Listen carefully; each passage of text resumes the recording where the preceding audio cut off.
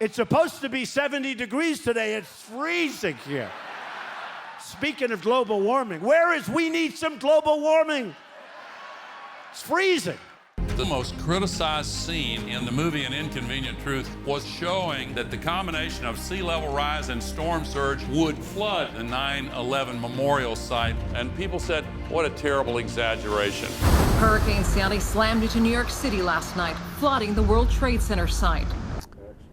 If the title of the new documentary, An Inconvenient Sequel, sounds familiar, that's because 10 years ago, there was An Inconvenient Truth, another documentary that won the Oscar and solidified Al Gore's position as the spokesperson warning us of the dangers of climate change.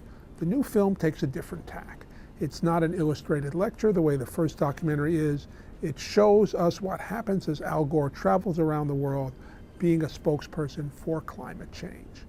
It spends a lot of time in Paris, where there was a big treaty signed a few years ago, where all the nations of the world agreed to help stop climate change, and it shows Gore's key part in getting that treaty passed.